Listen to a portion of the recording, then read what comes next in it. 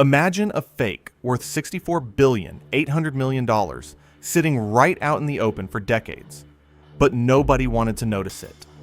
The man who literally created the modern stock market and wrote its rules turned out to be the biggest fraudster in global financial history. By December 2008, the accounts of his clients showed an absolutely fantastic, cosmic sum. And all of that money, down to the last cent, was just made-up numbers on cheap paper. We usually think that financial pyramids are built by shady outcasts, promising mountains of gold from sketchy websites. But this guy was the chairman of the board of directors of the New York Nasdaq Stock Exchange. The biggest global banks, European aristocrats, Hollywood stars, and Eastern European oligarchs happily brought him their millions. Today, you are going to learn how one man fooled the entire financial system of the United States of America using just an old computer server and a team of a couple of obedient programmers. I will show you the hidden mechanics of the greatest scam ever.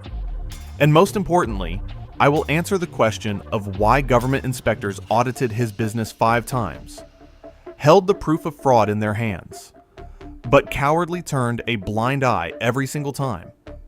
Every time we hear about a collapsed Ponzi scheme, the first thought is always the same. How could people be so naive? That is the main myth. The biggest mistake when studying this story is to consider the investors fools.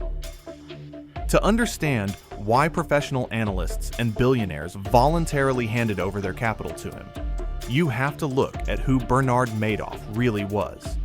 He was not some random upstart in an expensive suit. He didn't have rich parents. His father worked as a regular plumber.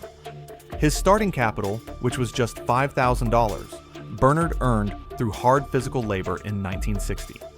He worked as a lifeguard on the beach and installed lawn sprinkler systems with his own hands.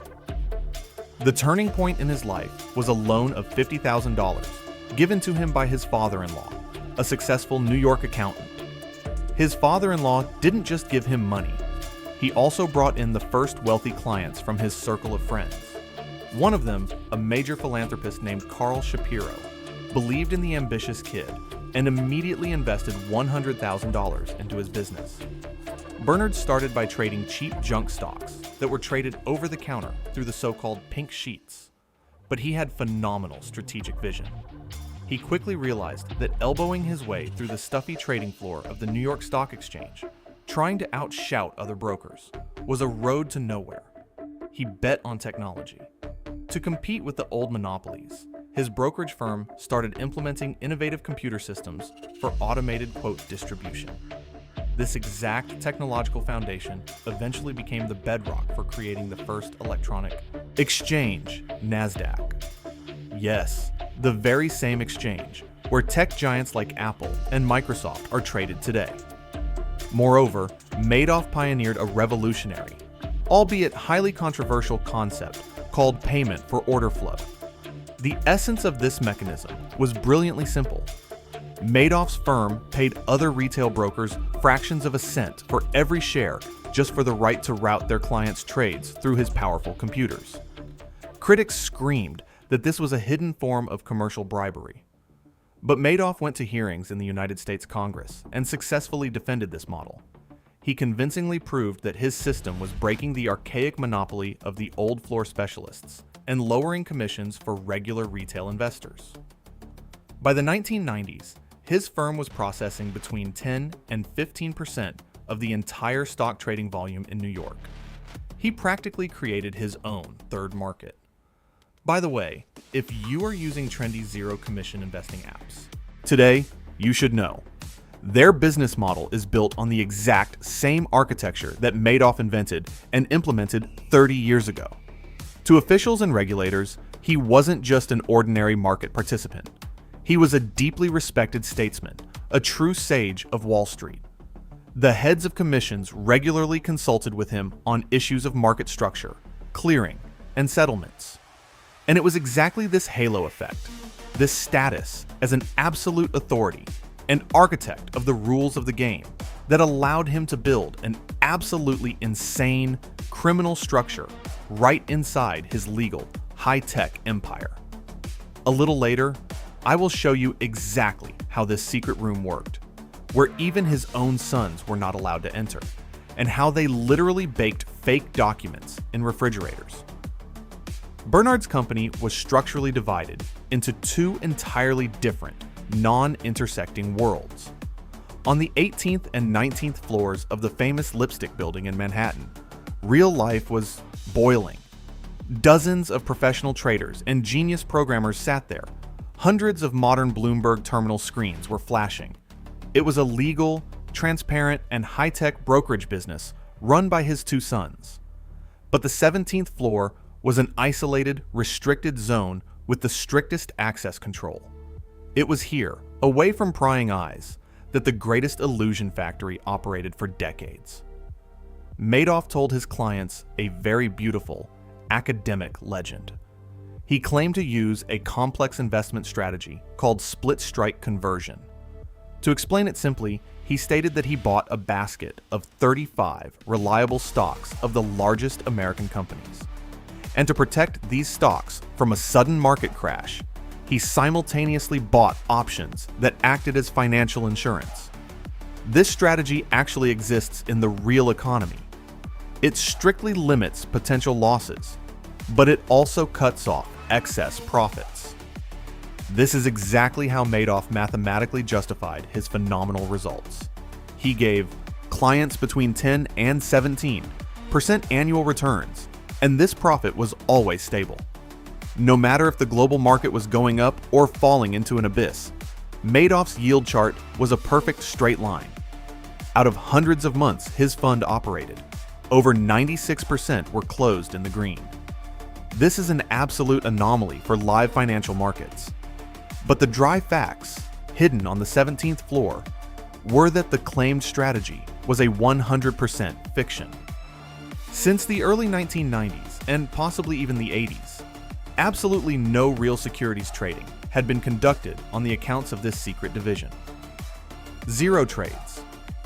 All the money pouring in from the richest people on the planet was simply accumulated in a single checking bank account. This account was known among insiders by its internal number, 703. The mechanics were almost embarrassingly primitive. When some old client needed to be paid their monthly profit or have their capital returned, these obligations were covered by the deposits that new investors had just brought in.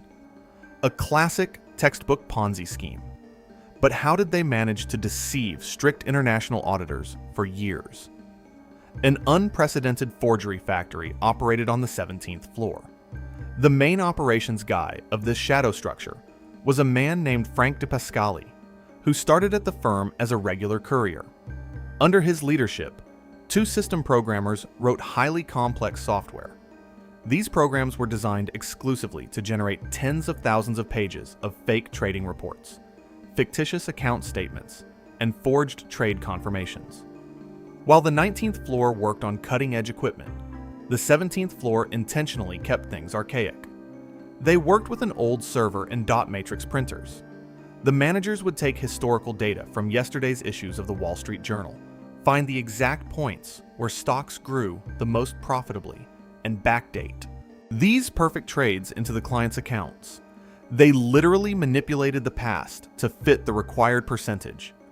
The process of fabricating reality sometimes reached total absurdity.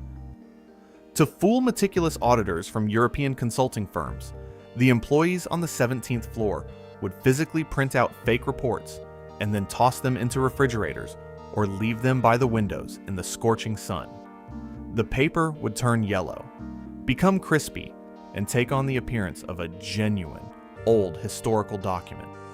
When government inspectors needed proof of exactly who the firm was trading with overseas, the programmers would simply generate a random list of completely fake European companies, and no one ever tried to call them.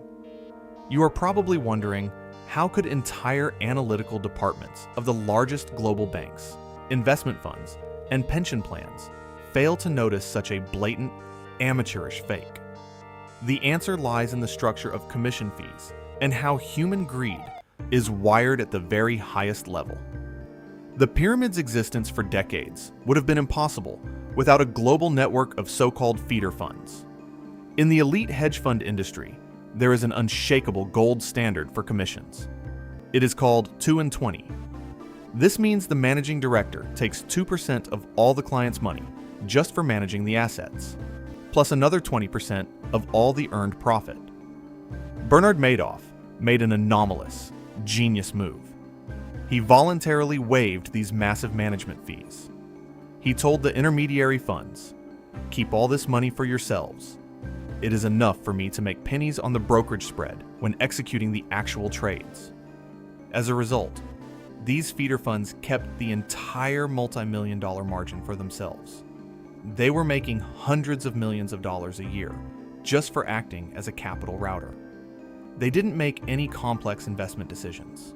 They didn't analyze the markets. They simply collected money from wealthy people all over the world and handed it over entirely to Madoff's blind management. This mechanism created an incredibly powerful financial incentive for institutional blindness. The funds were critically interested in not conducting a deep financial audit. Why ask uncomfortable questions and break a system that flawlessly prints money out of thin air for you? Through these institutional floodgates, colossal, transnational capital flowed into the pyramid. One of the most intriguing international channels was the Austrian bank Medici, based in Vienna.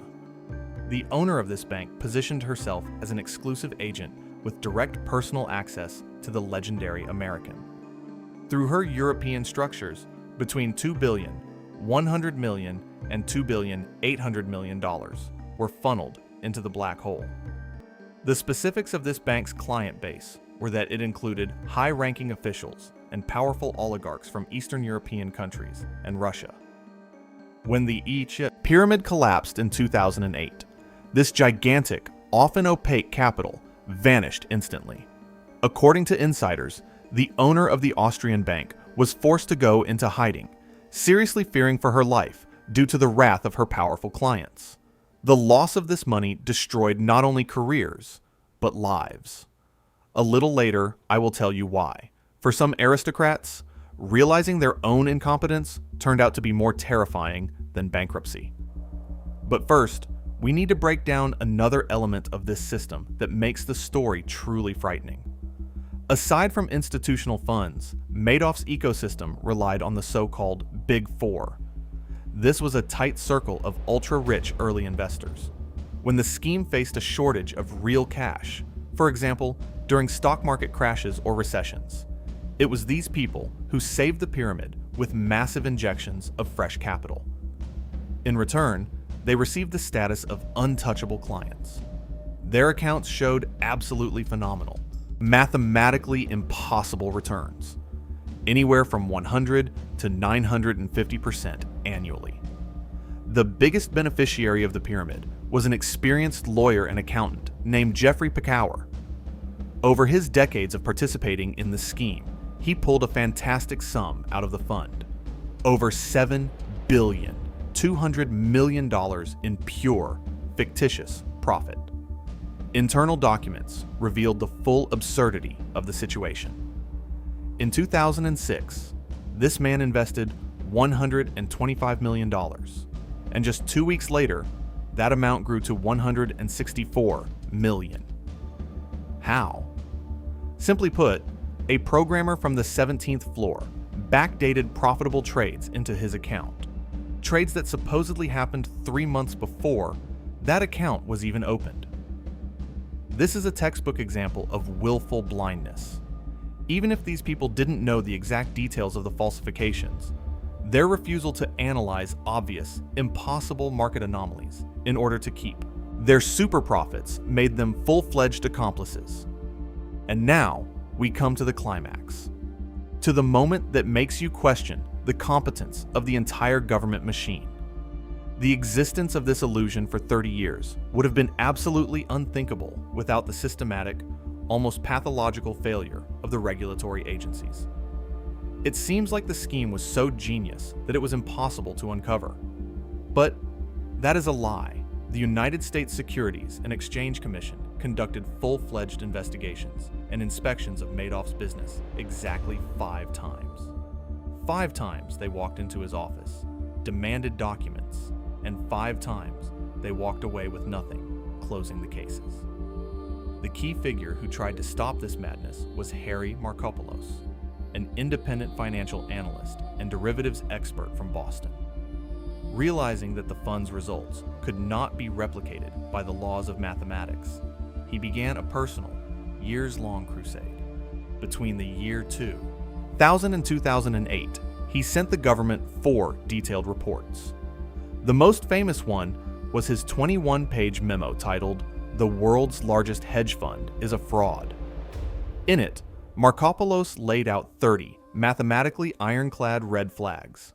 He proved the main point: the volume deficit. To execute Madoff's claimed insurance strategy for his colossal billions, he would have needed to trade such a massive volume of options that it would have exceeded the entire existing trading volume on the Chicago Exchange many times over. Bernard physically could not have made those trades without moving the global market and leaving a giant data footprint. But that footprint simply did not exist. The heads of the relevant departments at the world's biggest banks confirmed to Markopolos they had never executed any trades with this firm. Madoff was a ghost. How did the government inspectors react? They didn't. These inspectors were often young lawyers who completely lacked an understanding of complex derivatives market math. Instead of taking the most basic step, requesting independent verification of the trades from outside counterparties, they busied themselves trying to match the fake internal papers printed on the 17th floor with the papers the firm mailed out to its investors. But in 2005, a fatal episode occurred. One of the inspectors actually took the initiative and requested data from the Central Depository Trust Company. This is the main organization where records of all real stocks are kept. The discovery was shocking. The firm's official account held less than $18 million in stocks. Meanwhile, just one of the numerous feeder funds claimed in its reports that it held $2.5 billion in assets with Madoff. This was absolute 100% proof of fraud. The pyramid was busted. Later, while serving his time in prison, Madoff gave an interview. He admitted that he was in absolute terror when the federal inspectors asked him for the number of that account. He recalled, "I thought it was the end of the game. On Monday morning, they will call the depository, and it will all be over." And do you know what happened that Monday? Nothing. No one called anywhere. The leaders of the investigative team deemed further auditing of these giant discrepancies too labor-intensive of a process and simply closed the case. Incompetence and the magic of the former NASDAQ chairman's authority defeated mathematics. The math of any Ponzi scheme is relentless. It requires a constant inflow of new capital. The catalyst for the collapse was the global financial crisis of 2008. A severe liquidity shortage forced investors to massively withdraw their funds. By the end of the fall, withdrawal requests reached $7 billion. And in that very account, number 703 at Chase Manhattan Bank, there was only about 13 million left. The pyramid collapsed. Madoff realized it was the end. On December 9th, he confessed everything to his sons, stating that the entire business was one big lie. Realizing that hiding the information would make them accomplices, the sons went to the authorities on the advice of their lawyers. On December 11th, Federal Bureau of Investigation agents arrested him in his penthouse. The devastating consequences wiped out the capital of funds, charities, universities, and ruined lives. That same French aristocrat, René Thierry, who had raised over $1 billion from European royalty, could not handle the disgrace. He locked himself in his office, took sleeping pills, and slit his wrists. Madoff's older son, unable to bear the public pressure, hanged himself in his apartment on the exact second anniversary of his father's arrest. Bernard Madoff received the maximum sentence of 150 years in prison and passed away behind bars in April 2021. But I promise to tell you the truth that debunks the established myths. It is widely believed that victims of such scams lose their savings forever, getting back only a couple of cents on every dollar invested. But this case became an outstanding exception in world history. The court-appointed liquidation trustee, Irving Picard, did the impossible. He applied a ruthless principle. He completely ignored all the made-up paper profits and recognized actual losses only as the difference between the actual deposit made and the funds withdrawn. Picard began to aggressively sue those investors who, over their years of participation, managed to pull more real money out of the fund than they put in. He proved in court that this withdrawn profit was de facto the stolen money of other people. He delivered the most crushing blow to the estate of that same lawyer, Jeffrey Pekauer, forcing his widow to return an unprecedented $7.2 billion to the fund. The recovery statistics exceeded all conceivable expectations.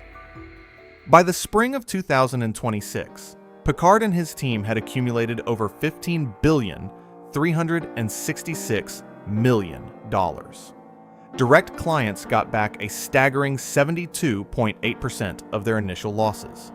Simultaneously, a special Department of Justice fund was operating, compensating the losses of tens of thousands of indirect investors in 127 countries around the world.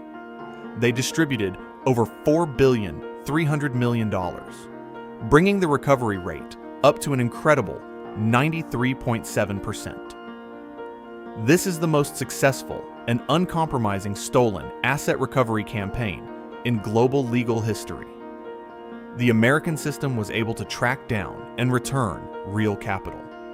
But the trust in people in flawless suits who promise you zero risks can never be restored. And now a question for you. Imagine a certain elite fund has been consistently bringing you massive profits for 5 years. You don't understand exactly how they do it, but the money keeps rolling in like clockwork. Would you hire independent auditors and dig through their documents, risking losing access to this easy money? Or would you rather close your eyes and enjoy life? Write honestly in the comments. Let's debate it. 90% of people still blindly trust their savings to beautiful presentations and authoritative names without even trying to understand the math behind the process. Are you sure you are not one of them? Subscribe to the channel to understand how markets actually work and to make sure you never become the foundation for someone else's financial empire.